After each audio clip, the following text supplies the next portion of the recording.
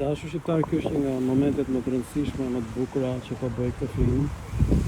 Dhe do të heq vëmendjen një fakt që gazetarë shqiptar kanë bërë disa filma për Ilirët dhe një nga këto filma është për Ilirët pa jon. Dhe atje ata thonë që Ilirët pa jon shtrihen në zonën ku është Hungaria e sotme. Dhe unë kujtoj se këtë informacion ata e kishin shpikur nga koka e tyre, ndër fakt unë kam parë që ky informacion është në Wikipedia.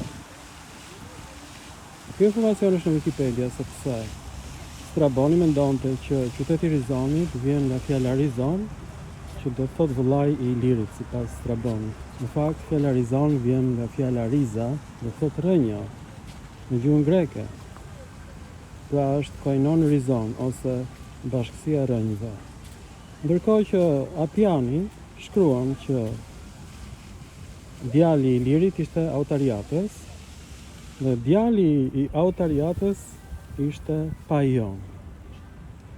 Paion është emri i Apollos dhe në greqisht Paion do të thotë shërues.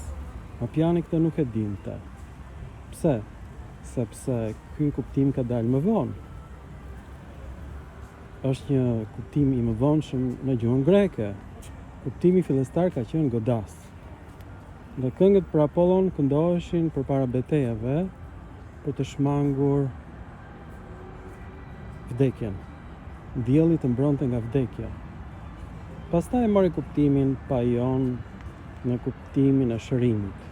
Më vonë, sidomos në vendet kënetore të Shqipërisë, se gjithë Shqipëria bregdetare ka qenë mbytur në këneta, që u thanë më vonë në kohën e regjimit komunist, me ndihmën e të burgosurve politikë.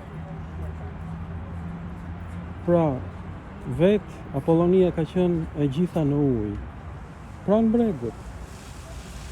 Bregu i Shqipërisë është thyrë më tutje nga prurjet e lumenjve. Madje Butrinti ka qenë ishull dhe është kthyer në pjesë toksore. Butrinti si takon as Greqisë, as kërkujt, është pjesë e Shqipërisë sepse ka qenë det, jo tokë. Pra, Apollo, që është e Paion, do thotë godas, pastaj me kuptimin shëroj. Dhe Apjani thotë është djali i Autariatit, nipi i Ilirit, është Paioni, Apollo. Pra nuk është faji gazetarëve shqiptar, autorët më të shquar grek nuk dinin që Ilirët flisnin dialekte helene.